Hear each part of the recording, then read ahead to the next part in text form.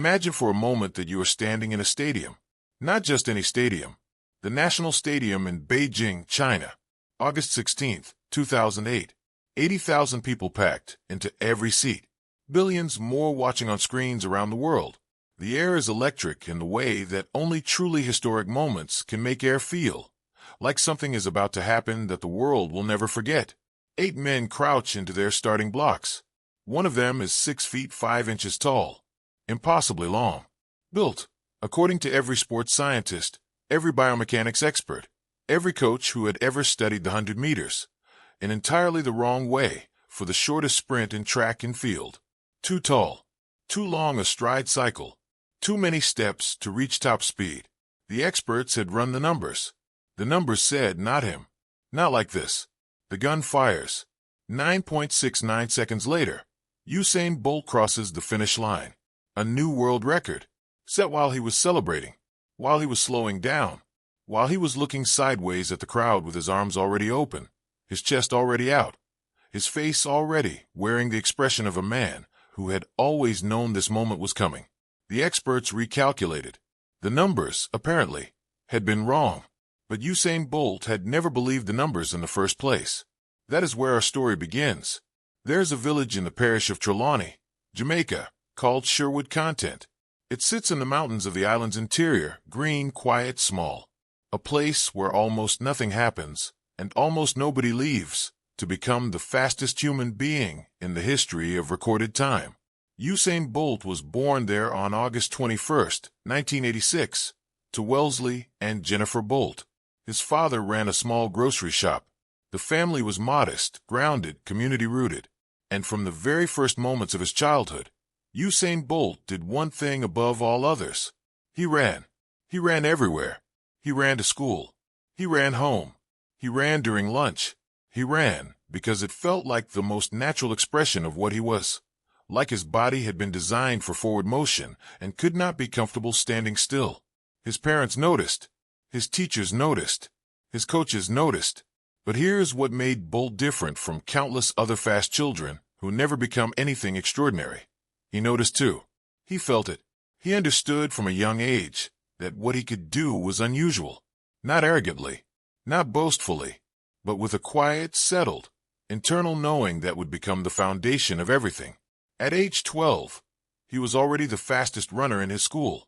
At 15, he competed at the 2001 World Youth Championships in Debrecen, Hungary, and became the youngest person ever to win a gold medal there in the 200 meters. He was a teenager, grinning on an international podium, seemingly baffled that anyone was surprised. He had always known. Now let's talk about the thing that should have stopped him. Every athlete has obstacles. Bolt's obstacle was written into his own spine. From childhood he had scoliosis, a sideways curvature of the spine that causes one leg to be slightly shorter than the other, creates uneven pressure across the hips and back, and by the logic of physics, should produce an uneven, inefficient, injury-prone running gait. Sports scientists who studied Bolt closely found that because of his scoliosis, his stride on one side was measurably shorter than the other. His left foot struck the ground with roughly 13% more peak force than his right. By every calculation, this should have slowed him down. It should have made him inconsistent, vulnerable, limited. Instead, Usain Bolt ran the 100 meters in 9.58 seconds, a world record that still stands. How? Because Bolt refused to organize his identity around his limitations. He knew about his scoliosis. He worked with physiotherapists and strength coaches for years to manage it, to build the supporting muscles, to prevent the injuries it invited. He did not pretend the condition didn't exist, but he also never let it become the headline of his story. His headline was always the same: I am going to be the greatest. There's a profound lesson here that goes far beyond athletics. We all have scoliosis of some kind, a crooked spine in our confidence, a short stride in our self-image, something that experts, or parents, or teachers, or that voice inside our own head have pointed to and said, this is why you can't. This is your limit. This is the ceiling. Bolt looked at his ceiling and ran straight through it. Success in sport, as in life, is never a straight line, and Bolt's path had detours that would have permanently derailed most people. In 2004, at the Athens Olympics, The 18-year-old Bolt was considered one of the most exciting young sprinting talents in the world. He had the physique, the speed, the charisma. And then, just before his race, a hamstring injury.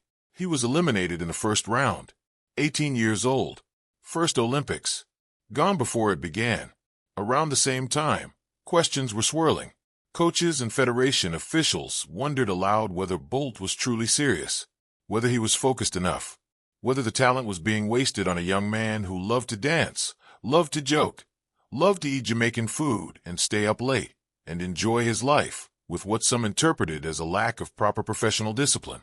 Norman Pert, one of his early managers, reportedly said that Bolt needed to grow up, that the potential was there, but the commitment was lagging.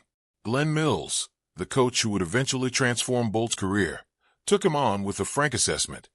You are talented, but you are not yet applying yourself as you should. This is a pivotal moment in any person's story. When the people around you see your potential but question your seriousness. When external doubt meets internal uncertainty. When you are young enough that the gap between who you are and who you could be feels embarrassing rather than exciting. Bolt could have responded with defensiveness. He could have dismissed the criticism. He could have found coaches who asked less of him. Instead, he listened. He trained under Glenn Mills and submitted to one of the most rigorous technical overhauls in sprinting history. His start, always his weakness, was rebuilt from the ground up. His strength program was intensified. His diet was examined, improved, refined. He took the outside doubt and turned it into internal fuel. Not by agreeing that he was insufficient, but by agreeing that he had more to give. There is a crucial difference. Doubt from outside, absorbed destructively, becomes shame. Doubt from outside, metabolized wisely, becomes motivation. Bolt chose the second path. I want to stop here and talk about the word potential, because it is one of the most misused and misunderstood words in the English language. We treat potential as a compliment. You have so much potential. We say it warmly, encouragingly, as if potential is itself an achievement. It is not. Potential is a promise, not a prize. Potential is a debt you owe to yourself. Potential is the gap between what you are doing and what you are capable of. And that gap is not comfortable. It is a challenge. It asks something of you. Usain Bolt's coaches saw potential in him for years before he fully answered the call. And when he finally answered it, he married his extraordinary natural gift to genuine, disciplined, relentless work. The result was not just success. The result was domination, a kind nobody had ever seen before.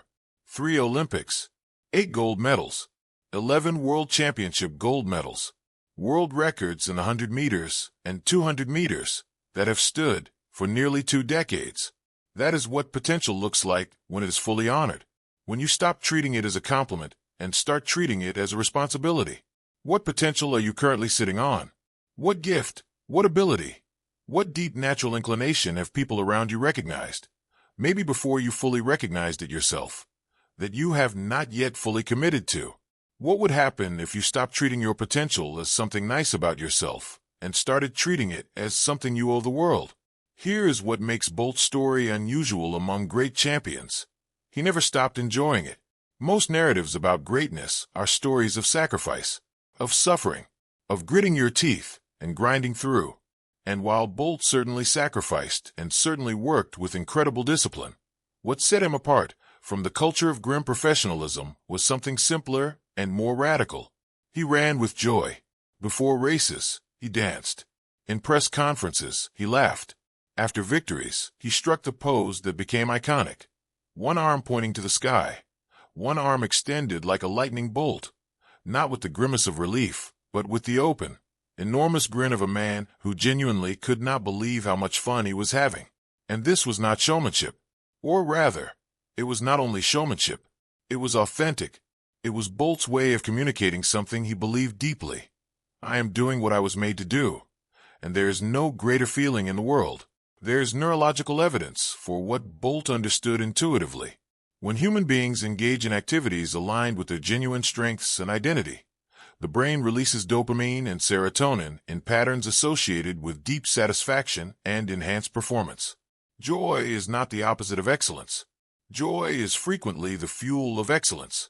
When you are doing what you were built to do, it does not feel like suffering. It feels like coming home. The question Bolt implicitly poses to every one of us is this: are you doing something that makes you feel the way running made him feel?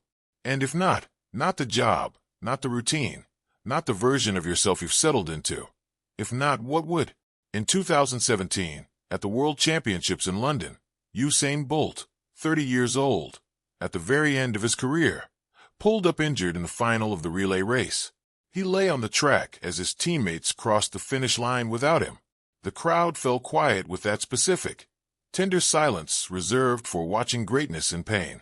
It was, in many ways, a bittersweet ending, not the triumphant final chapter anyone had scripted. And yet, what happened in the weeks and months after told you everything you needed to know about who Usain Bolt truly was? He did not rage against the ending. He did not spiral into bitterness or regret. He spoke about his career with a warmth and a wholeness that comes only from a life fully lived in alignment with one's purpose. "I have no regrets," he said. "I gave everything I had." This is the final and perhaps most important lesson of Bolt's life. Potential believed in and fully expressed does not leave regrets. The pain of trying and falling short is nothing, compared to the silent, corrosive agony of never having tried at all, of having carried a gift to the grave unopened. Bolt opened his gift. He tore the wrapping off with both hands and showed it to the whole world. And when it was time to lay it down, he could lay it down peacefully. Can you say the same about what you are doing with your life today? Every human being on this earth has a race, not a literal race, not 100 meters of rubber track and stadium lights, but a thing, a calling, a craft, a direction that is specifically and uniquely theirs, that fits them the way running fit Usain Bolt, that lights them up, that, when they are doing it, makes the hours disappear and excuses fall away. Your race may not put you in front of 80,000 people. Your world record may not appear in any official database, but it is real. Your potential is real. The gap between who you are being and who you are capable of being is real, and it is asking you, every single day, to close it. The starting blocks are already set.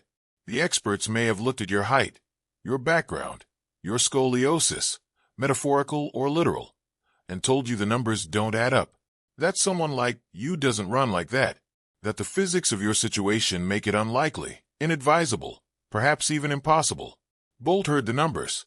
He ran anyway, and he ran with such absolute, bone-deep belief in what he was. Not what he had been told he was, not what the limitations suggested he was, but what he knew in the deepest, quietest, most unshakable part of himself he was. That the numbers had no choice but to rearrange themselves around him. That is the power of believing in your own potential, not the arrogance of thinking you are above the work, but the deep-settled, daily renewed conviction that the work is worth doing, that you are worth the effort, that what is inside you deserves to come out. Get into your blocks. Feel the ground beneath your hands. Feel the weight of everything you have not yet become pressing gently forward, asking you to move. The gun is about to fire. Believe it before you can see it. Run.